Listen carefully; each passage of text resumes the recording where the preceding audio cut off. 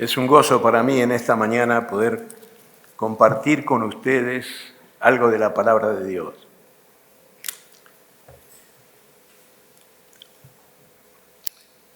Tuve una semana difícil, y doy gracias a mis hermanos, los que estuvieron orando por mí.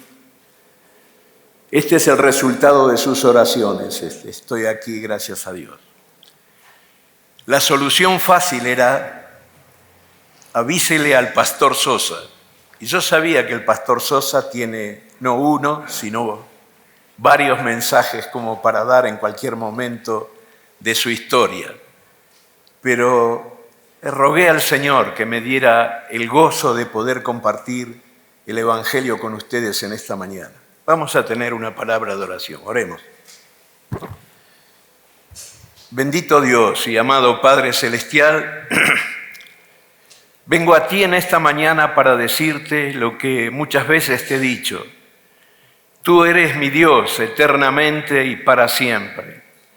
Tú guiarás mis pasos aún más allá de la muerte. Quiero darte gracias en esta mañana por permitirme abrir tu palabra, hablar de ella, y este es mi ruego en esta mañana, Padre, que tú bendigas tu palabra, que sea la voz de tu Espíritu Santo la que los amigos que nos acompañan y tu pueblo aquí en esta mañana sea tu voz, no la voz del hombre, la que escuchen en sus mentes y corazones.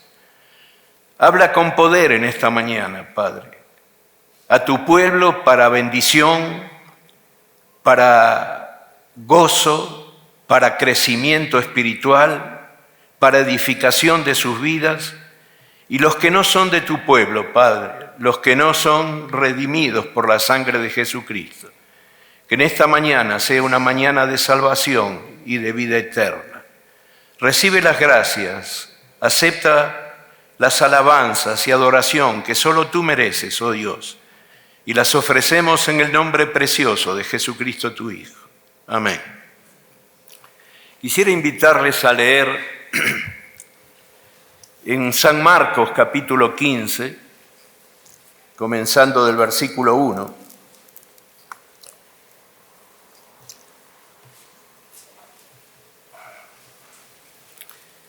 San Marcos capítulo 15, versículo 1, versículo 1 y 2.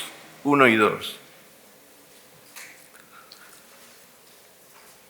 Dice así: muy de mañana, habiendo tenido consejo los principales sacerdotes con los ancianos, con los escribas y con todo el concilio, llevaron atado y le entregaron a Pilato.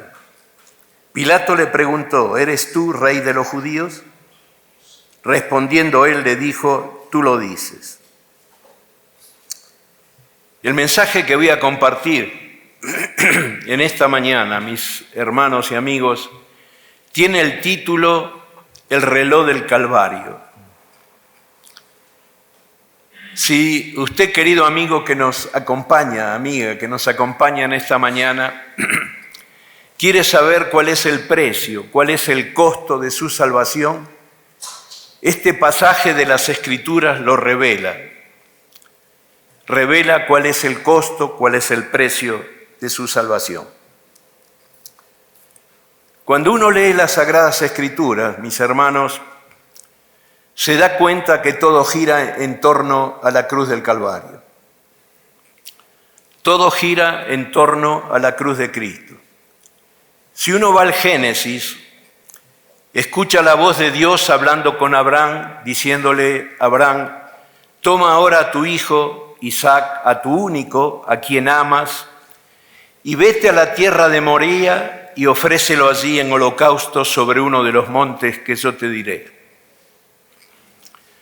Si uno va a Éxodo 21, nos parece escuchar aquella nochecita cuando Jesús, hablando con Nicodemo, le dijo: así como Moisés levantó la serpiente en el desierto, así es necesario que el Hijo del Hombre sea levantado, para que todo aquel que en él cree no se pierda, mas tenga vida eterna.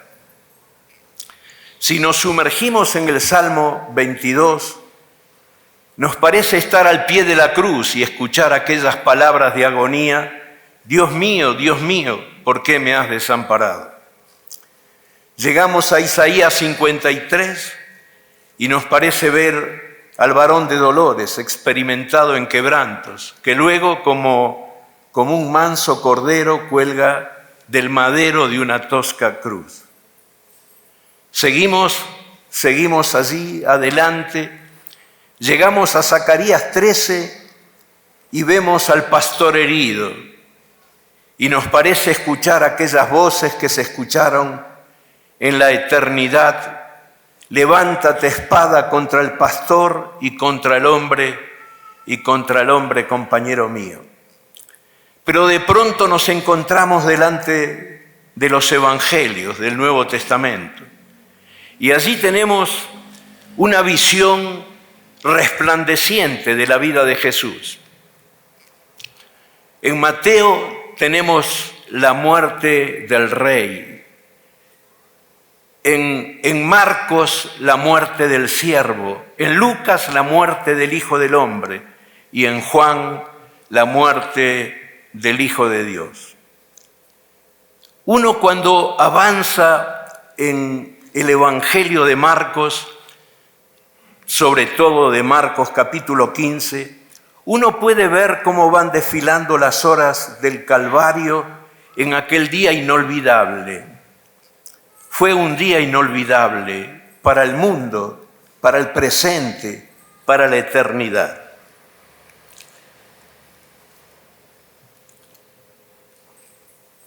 Al seguir el Evangelio, uno descubre allí, como figura en el primer versículo, dice ahí la Escritura: muy de mañana. El sol no había salido aún sobre las colinas y realmente nadie sabía lo que iba a suceder. Pero, había un pero, nadie sabía lo que iba a suceder. Pero leemos en las Escrituras que Jesús atado es entregado a Pilato. Cuando la gente ve a Jesús atado, pregunta: ¿por qué le ataron? Y realmente yo no sabría decir por qué le ataron.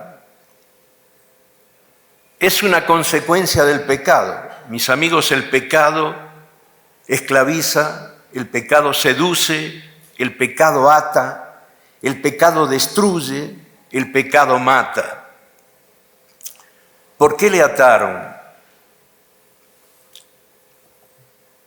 Proverbios 5:22 dice: prenderán al impío sus propias iniquidades y atado y retenido será con las cuerdas de su pecado. Pero en Jesús no había impiedad ni pecado. ¿Por qué le ataron? Realmente no sabría decir por qué le ataron. Pero los siervos de Satanás, allí en el Calvario, estaban al pie de la cruz gritando: desciende de la cruz y creeremos en ti, desciende de la cruz y creeremos en ti. Gloria a Dios que Jesús no descendió. Gloria a Dios que Él se sintió atado allí a la cruz con lazos de infinito amor. Desciende de la cruz y creeremos en ti. Si Jesús hubiera descendido de la cruz, tú y yo moriríamos, no habría esperanza de salvación ni de vida eterna. Gracias a Dios que Él no descendió. Si Él descendía, Él se salvaba, y tú y yo moríamos.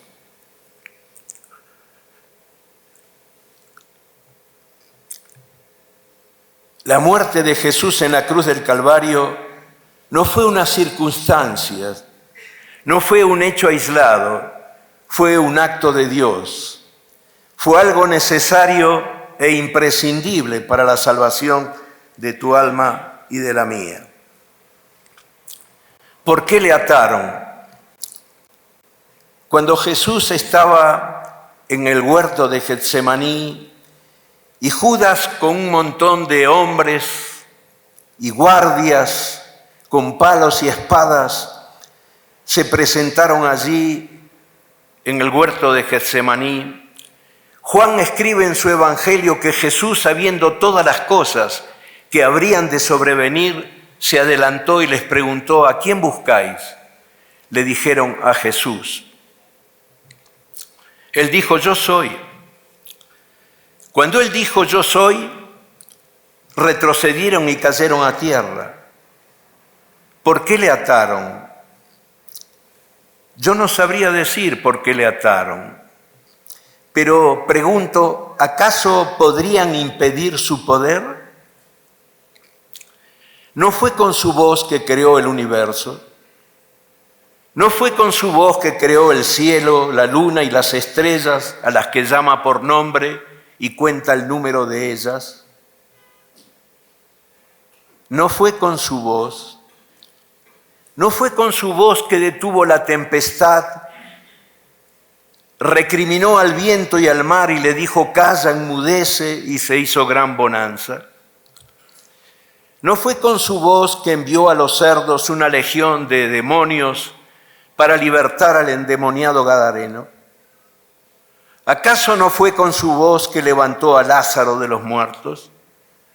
¿Con su voz no le dijo a Bartimeo: tu fe te ha salvado, y al instante recibió la vista? ¿Con su voz no le dijo al hombre allí de Betesda, 38 años paralítico: levántate, toma tu lecho y anda? Y con la orden recibió el poder para levantarse y avanzar. ¿Por qué le ataron? Él se ató a la cruz con lazos de infinito amor. El reloj sigue avanzando, mis hermanos y amigos. Llegamos al versículo 25. Y luego de la parodia, luego de la farsa de justicia, el justicio más aberrante y criminal de la historia humana, luego de eso, vemos una caravana que va atravesando las calles de la ciudad, rodeado por una multitud de personas que gritaban e insultaban de lo peor a los que iban a ser crucificados, para provocar su ira, su respuesta. A los que iban a ser crucificados le tiraban piedras y barros. Así siguió la caravana hasta que llegaron al Gólgota, al lugar de la calavera, en hebreo Gólgota. Allí, mis hermanos, la historia cuenta que estiraron la cruz de Cristo en el piso, le derribaron encima de ella y a golpe de masa, con enormes clavos, atravesaron sus manos y sus pies, sus benditas manos y sus benditos pies, destrozando nervios, tendones y huesos.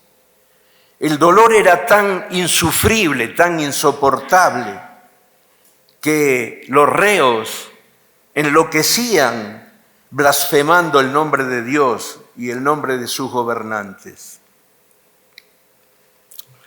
Entre varios levantaron la cruz con su cuerpo clavado en ella y de una forma brutal dejaron caer la cruz en el hoyo cavado en el suelo. Y así comenzó a tener cumplimiento la profecía del Salmo 22, un grito de angustia escrito por el rey David. Profecía tremenda. Dice allí: he sido como las aguas, derramado como las aguas, todos mis huesos se descoyuntaron. Allí bajo el sol ardiente soportó el horror del Calvario hasta que la fiebre consumió su fuerza. Y el salmista sigue describiendo los tormentos del Calvario. Mi corazón fue como cera, derritiéndose en medio de mis entrañas. Se secó como un tiesto mi vigor y mi lengua se pegó al paladar. Y me has puesto en el polvo de la muerte. La muerte de Jesús no fue una circunstancia, fue un acto de Dios para la salvación de tu alma y de la mía. El primer cuadro que tuvimos en esta mañana fue Jesús atado frente a Pilato. El segundo cuadro que tenemos en esta mañana es el Cristo de Dios, crucificado. Para esto había venido, mis hermanos y amigos, para buscar y salvar lo que se había perdido. Para esto descendió del cielo. Pero el nacimiento de Jesús no nos salva. En Lucas 2 leemos que la Virgen dio a luz a su hijo primogénito, lo envolvió en pañales y lo acostó en un pesebre porque no había lugar para ellos en el mesón. Él tenía que ser santo para que el ser humano pudiera ser redimido de toda la maldad, de toda la inmundicia del pecado. Mientras caminó por este mundo, Jesús fue un ejemplo, un paradigma de virtudes. Pero la vida de Jesús no nos salva. El nacimiento de Jesús no nos salva. Allí no había sangre derramada. Los milagros de Cristo Jesús tampoco nos salvan. Él resucitó a Lázaro. Él dio vida a las piernas del paralítico, curó al leproso, hizo maravillas por doquier, pero los milagros de Jesús no nos salvan. Él tenía que morir, Él tenía que derramar su preciosa sangre. Eso estaba establecido, determinado por Dios antes de la fundación del mundo. Él tenía que morir. Primera Juan 1:7 lo dice. La sangre de Jesucristo, su Hijo, nos limpia de todo pecado. Él tenía que morir. ¿Por qué el apóstol Pablo escribe Romanos 2:5? Al que no conoció pecado, por nosotros lo hizo pecado, para que nosotros fuésemos hechos justicia de Dios en él. ¿Por qué Pablo dice eso? Al que no conoció pecado. Porque Cristo, mis hermanos y amigos, no tenía pecado por práctica. David escribe, en maldad he sido formado y en pecado me concibió mi madre. Pero Jesús no tenía pecado por herencia. Tampoco pecado por experiencia. Sus ojos nunca tuvieron el reflejo de un pecado. Sus manos nunca tocaron lo prohibido. Sin embargo, Él tenía que morir en una cruz para que tú y yo pudiéramos vivir. Él era impecable. ¿Por qué Pablo dice el que no conoció pecado? Es que Él no tuvo pecado por experiencia, por práctica, ni por herencia.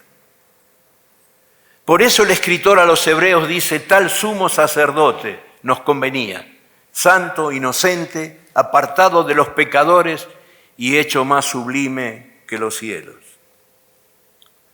Ahora, ¿por qué dice también, al que no conoció pecado, por nosotros lo hizo pecado? Porque los pecados de todos los hombres, mis amigos y hermanos, el pecado tuyo, el pecado mío, el pecado tuyo, el pecado de todos nosotros fue puesto sobre Él en la cruz del Calvario. Al que no conoció pecado, por nosotros fue hecho pecado. Un domingo como este, hace como 50 años, un misionero inglés, don Gilberto Lear, radicado en Buenos Aires, allí en Argentina, subió al púlpito para predicar sobre la santidad de Jesús. Un tema asombroso. Y hizo una comparación asombrosa que, a pesar de los años transcurridos, quedó en mi corazón. Y la comparación que hizo fue referirse a la circunstancia del Calvario comparándola con la guerra bolchevique. Un grupo de hombres crueles, sanguinarios que entraron en el palacio del zar ruso, y a medida que iban saliendo los guardias, ellos iban entrando y matando, hasta que llegaron a la sala donde estaba el zar ruso. Allí, sin piedad alguna, con sus lanzas y sus espadas, lo atravesaron vez tras vez, hasta dejar a este hombre tirado en un charco de sangre. Uno de esos hombres asesinos levanta el rostro y ve a su hija allí en una esquina de la sala, aterrorizada, espantada después de ver el escarnio que hicieron con su padre. Otro de los perversos dice: vamos a degradarla como uno de los actos que ponen fin a una era y comienza otra era.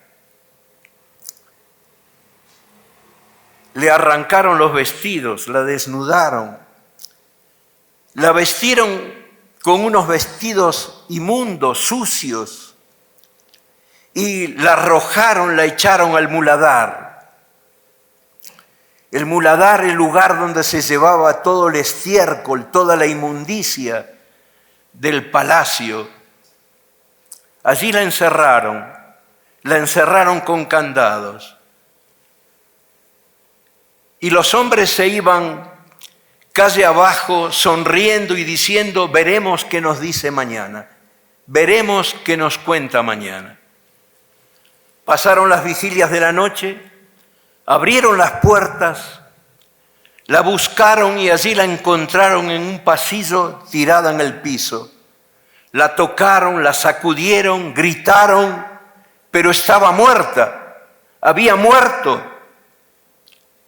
No pudo soportar toda la basura, toda la inmundicia que la rodeaba. No pudo soportar el olor inmundo, nauseabundo, que la envolvió, que la asfixió, que la ahogó hasta matarla.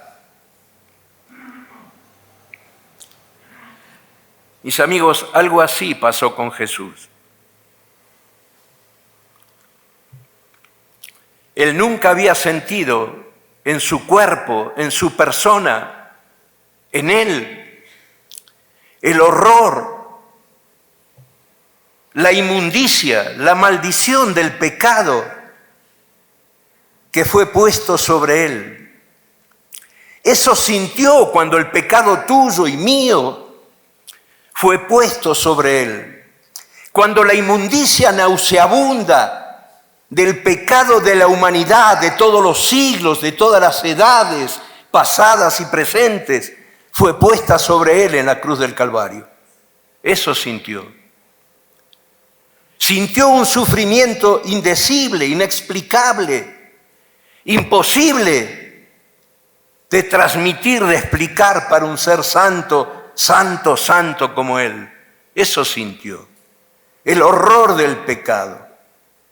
Al que no conoció pecado por nosotros, por ti y por mí, fue hecho pecado en la cruz del Calvario. No fue la muerte de Nicolás II, el último zar de Rusia. Fue la muerte del ser más santo, más justo, que pisó esta tierra.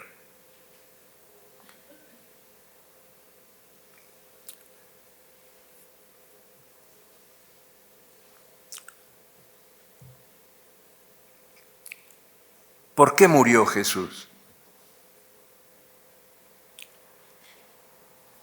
Alguno dirá o alguno pensará después de haber escuchado: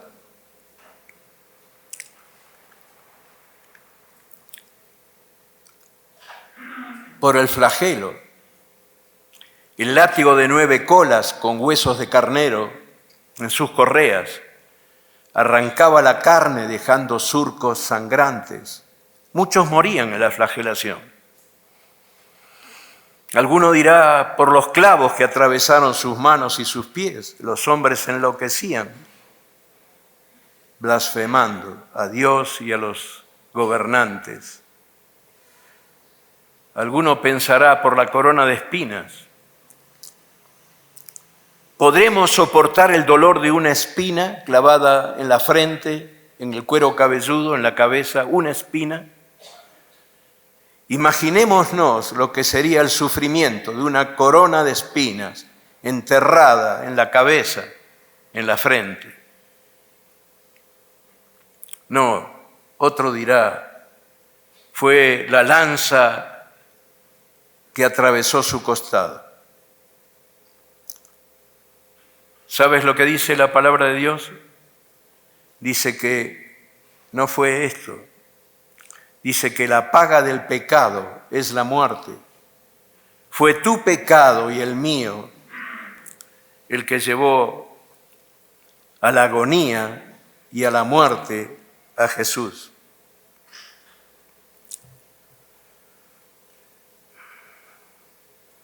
El justo murió por nosotros los injustos para llevarnos a Dios. El reloj del Calvario sigue avanzando, mis hermanos y amigos. En el versículo 33, la hora sexta, las 12 del mediodía, me imagino un sol radiante, dice la Escritura que una densa niebla, una espesa oscuridad cubrió la faz de la tierra. Y de en medio de esa densa oscuridad, de esa profunda oscuridad, Jesús clamó a gran voz, Eloi, Eloi, lama sabactani, que traducido es, Dios mío, ¿por qué me has desamparado? Ese terrible grito estremeció el Calvario. Sabactani en arameo, es la figura de dos que van caminando juntos cuando uno se adelanta y el otro le dice, ¿por qué me dejas solo cuando más te necesito? Es la figura del Calvario. No es una palabra de reproche, de queja de Jesús para Dios. Es una palabra de incomprensión, es una palabra de soledad. ¿Por qué me dejas cuando más te necesito?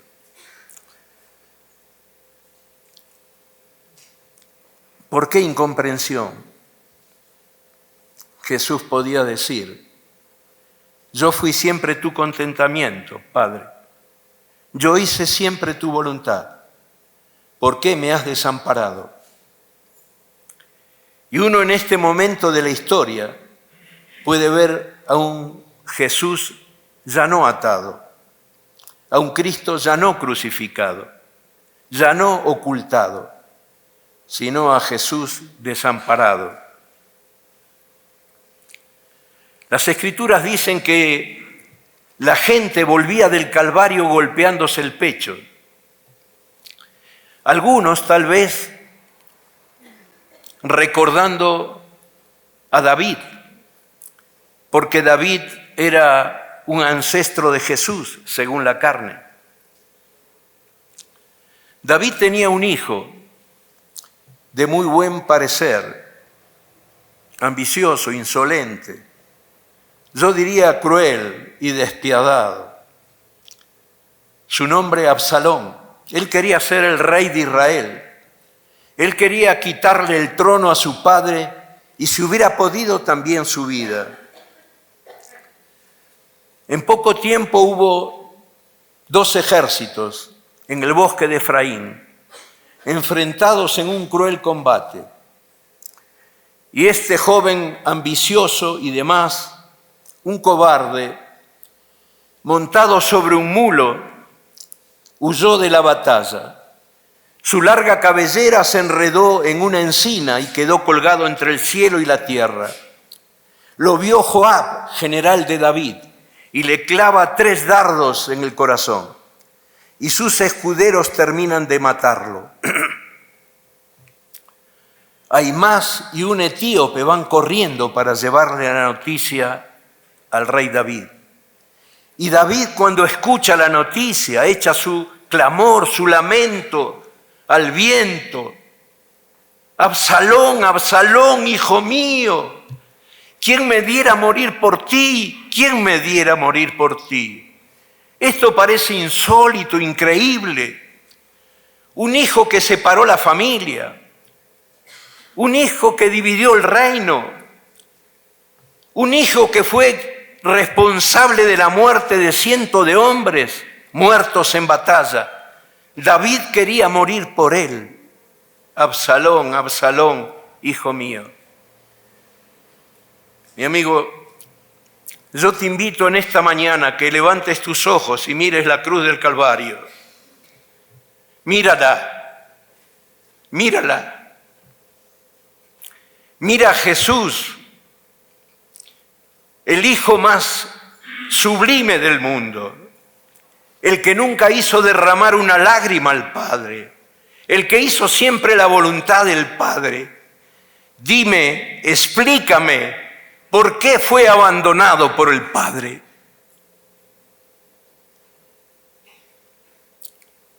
Eloi, Eloi, lama sabactani.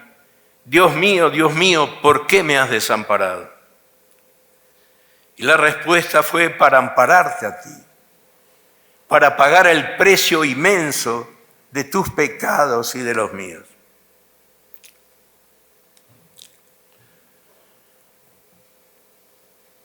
¿Por qué Dios desamparó a su Hijo?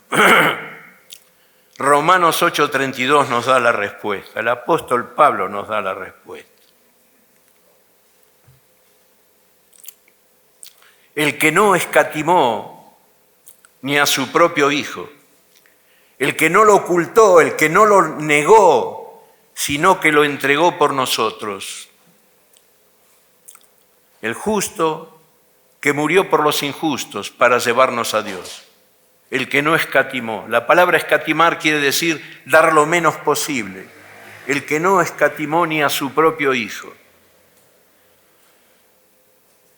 Dios nos dio el don del cielo, la maravilla de la gloria del cielo. Nos dio a su Hijo para ocupar tu lugar y el mío.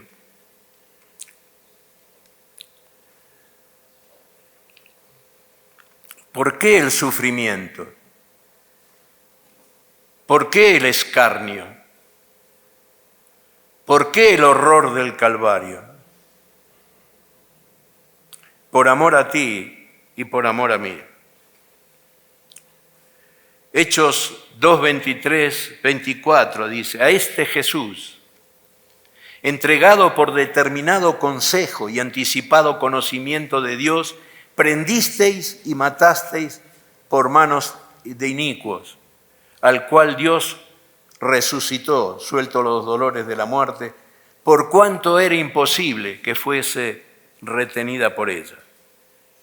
Querido amigo que nos acompañas en esta mañana, en plena identificación con la voluntad del Padre, Jesús pudo decir, nadie me quita mi vida, la vida. Tengo poder para ponerla y tengo poder para volverla a tomar. Este mandamiento recibí de mi Padre. Cristo Jesús entregó su vida por ti y por mí. Ahora, mi amigo, quiero comentarte algo importante.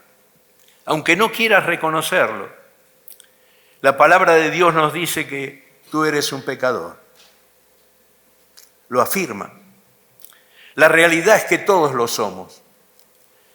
Pero si en esta mañana tu decisión es rechazar la obra del Calvario, es rechazar el amor de Dios, el sacrificio de Jesucristo en la cruz del Calvario a tu favor, no solo serás un pecador, sino un pecador condenado para toda la eternidad. Alguno pensará, pero ¿no es Dios un Dios de amor y de misericordia? Sí, pero también es Dios, un Dios de santidad y de justicia. Y Él ha jurado por su santidad que ningún pecado quedará sin condenar. Lo que yo quiero preguntarte en esta mañana es, ¿quién llevará el juicio, la sentencia que tus pecados merecen? ¿Jesús o tú? Algunos podrán pensar, ¿por qué merezco? ¿Por qué merezco? Si vamos a 1 Juan 1, 8 al 10, dice claramente, si decimos que no tenemos pecado, nos engañamos a nosotros mismos y la verdad no está en nosotros. Si confesamos nuestros pecados, Él es fiel y justo para perdonar los pecados y limpiarnos de toda maldad.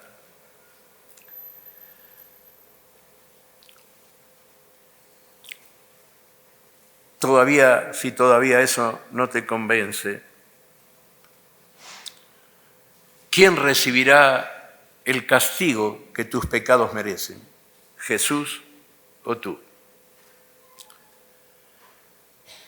Si recibes a Cristo en esta mañana en tu corazón, si reconociendo verdaderamente tus pecados, le pides perdón a Jesús por tus pecados, aunque no los recuerdes todo, de corazón, de alma, de sentimiento, le pides perdón por tus pecados.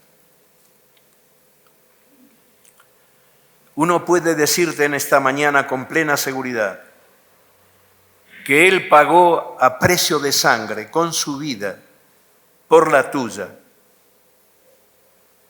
la salvación, el perdón y la vida eterna que tú y yo no merecemos. Si rechazas al único que te puede salvar, porque Hechos 4:12 nos dice que en ningún otro hay salvación, en ningún otro hay salvación, que no hay otro nombre bajo el cielo dado a los hombres en el cual podamos ser salvos, solo en el nombre de Jesús, en ningún otro hay salvación.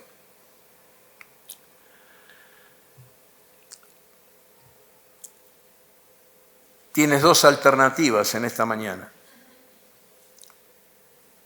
salvación eterna o eterna condenación, y tú lo puedes decidir en esta mañana. Pero quiero que recuerdes algo: ningún pecado quedará sin castigo. Mi amigo, ¿tienes dificultades en tu vida, en tu hogar, en tu matrimonio, con tus hijos que no puedes resolver? ¿Eres esclavo de algún vicio? La mentira, el juego, blasfemia, carácter violento. ¿Te domina la pornografía o otras cosas? ¿Estás padeciendo alguna enfermedad?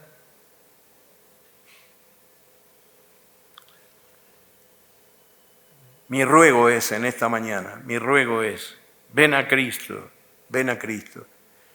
La respuesta, la solución a tu vida está en Cristo Jesús. Está en su obra bendita a tu favor y el mío, allí en la cruz del Calvario. Las Escrituras nos dicen que la gente descendía del Calvario golpeándose el pecho y entrando en la vieja Jerusalén bajo los acordes del gran día sábado. Nadie sabía quién iba a retirar el cuerpo de Jesús. Y allí dos figuras se recortan en el sol poniente: José de Arimatea y Nicodemo. Se presentan ante Pilato y le piden el cuerpo de Jesús. Lo bajan de la cruz, lo envuelven en una sábana nueva y con amor y devoción lo depositan en la tumba cavada en la roca. Y uno puede decir que allí termina el día. El sol se oculta, Jerusalén duerme, el Salvador muere. Ahora, ¿qué pasaría si Jesús no estuviera en esa tumba? ¿Qué pasaría? Bueno, no habría mensaje de redención, no habría perdón para el pecador. Pero el anuncio de los ángeles a las mujeres fue: ¿por qué buscáis entre los muertos al que vive? No está aquí, ha resucitado. Mirad el lugar donde le pusieron. En ese lugar había lienzos envueltos y un sudario enrollado. ¿Por qué buscáis entre los muertos al que vive? Mis amigos, ¿dónde está Jesús? ¿No está en la cruz del Calvario? ¿No está en la tumba? ¿Dónde está Jesús? Vamos a Apocalipsis 3:20 y nos dice: he aquí yo estoy a la puerta y llamo. Si alguno oye mi voz y abre la puerta, entraré a él y cenaré con él y él conmigo. Es el propósito de Jesús en esta mañana. Está a la puerta de tu corazón. El Jesús que estaba atado, el Cristo crucificado, el Salvador desamparado, el soberano y Rey del universo, el que Romanos 9:5 dice que Jesús es Dios sobre todas las cosas, bendito por los siglos. Él está llamando a la puerta de tu corazón. Cuando leo este versículo, a veces me estremece. He aquí yo. ¿Por qué dice así? He aquí yo. Porque no hay como Él, ni en la tierra ni en el cielo. Solo Él tiene las marcas del Calvario. Solo Él tiene todo poder en la tierra y en el cielo. He aquí yo. Pero sigue diciendo: estoy a la puerta. ¿Será la puerta de la iglesia? Yo creo que es la puerta de tu corazón, de tus afectos, de tus sentimientos. Él está allí a la puerta. El que debe abrir la puerta eres tú, mi amigo. Hay un cuadro muy famoso, pintado en 1851 por Holman. Su título es Jesús, la luz del mundo. Está en la Catedral de San Pablo, en Inglaterra. Lo presentan a Jesús con una lámpara en su mano horadada, con la otra mano golpeando una puerta cubierta por la hiedra del olvido. La puerta que debe abrirse es la puerta de tu corazón. Y Jesús llama. ¿Y cómo llama? Y a veces llama por un hijo enfermo. A veces llama por una madre que muere. A veces llama por el dinero que no alcanza. Pero principalmente llama por la palabra de Dios. Juan 5:24. El que oye mi palabra y cree al que me envió, tiene vida eterna. Y no vendrá condenación, mas pasó de muerte a vida. Hay otro pasaje también en la Escritura que dice: el que cree en el Hijo tiene vida eterna, pero el que rehúsa creer en el Hijo, la ira de Dios está sobre él. Terribles palabras para aquel que rechaza al único que lo puede salvar, al único camino de salvación y de vida eterna, que está en Cristo Jesús, Señor nuestro. Dios está llamando por su palabra. He aquí estoy a la puerta y llamo. ¿Le has abierto la puerta de tu corazón? ¿Le has dicho: Señor, perdona? Yo fui el causante de la muerte de tu Hijo en la cruz del Calvario. Yo quiero recibirte en esta mañana, en mi corazón, en mi alma, para que tú entres a mi vida, para que tú la transformes, la cambies, bendigas mi vida, mi hogar, y me hagas ese hombre, esa mujer nuevo, por los cuales Cristo Jesús murió en la cruz del Calvario. No tengo más para explicarte en esta mañana. Mi corazón estuvo aquí, en el púlpito, toda una semana con fiebre, con afonía, una angina tremenda, hasta ayer. Lo más fácil era haber pedido que otro hermano o el pastor me supliera.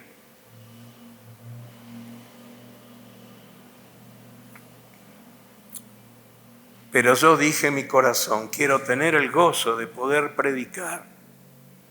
Sosténme, Señor, sosténme en el púlpito, para que tu nombre sea glorificado en almas que reciben a Cristo como su Señor y Salvador. ¿Habrá alguien que quiera recibir a Jesús en esta mañana y quiera manifestarlo públicamente, valientemente, diciendo, yo quiero recibir a Jesús en mi corazón? Yo quiero que Él entre a morar en mi vida, ahora y para siempre. Para que puedas decirle, oh Señor, tú eres mi Dios, eternamente y para siempre. Tú guiarás mis pasos aún más allá de la muerte. ¿Habrá alguien en esta tarde, en esta mañana, que quiera recibir a Jesús y quiera manifestarlo? Yo voy a estar aquí atrás, aquí abajo, esperando para tener una palabra de oración por ti y para darle gracias a Dios por un alma salvada, redimida, que pasó de muerte a vida. Que Dios bendiga su palabra. Quiero pedirle al pastor que termine esta reunión con una palabra de oración. Gracias, hermano Lino. Sabemos del esfuerzo y de la pasión con que usted predica. Oremos. Padre, te damos gracias, te amamos, te alabamos, Señor, por lo que tú tienes en tu palabra para nosotros. Gracias, Padre, porque tú diste esa provisión por nuestros pecados, Señor, a tu Hijo, que por tu grande amor lo has dado a esta humanidad, Señor, para salvación nuestra. Te amamos, Padre, porque sin merecerlo, Señor, cuando tú no nos debes absolutamente nada, Padre, solo por tu puro amor y por tu pura misericordia, en su tiempo diste a tu Hijo Jesús para salvación de nuestros pecados. Y así mientras oramos, yo sé que la mayoría de los que estamos aquí somos cristianos, pero cuestiónate también a ti mismo. No porque algún día levantaste tu mano, pasaste al frente, ¿verdad? Dice su palabra que en aquel día algunos dirán, Señor, Señor, en tu nombre hicimos tales cosas. Y el Señor los va a decir, nunca te conocí. Así que si hoy quieres recibir al Señor Jesús, hoy es el día, hermano, hoy es el día. Levanta tu mano, dile, Señor, yo quiero entregarte mi vida, quiero entregarte mi corazón. O incluso si ya lo hiciste, quieres refrendar esa decisión que hiciste un día. Quieres decirle, Señor, ahora quiero servirte, quiero estar contigo, quiero cambiar probablemente la indiferencia con que he vivido todo este tiempo. Hoy es el día en que puedes decirle al Señor. A veces pasamos por tiempos de frialdad en nuestra vida y en nuestro corazón, de indiferencia hacia las cosas de Dios. Y hoy es el día en que puedes.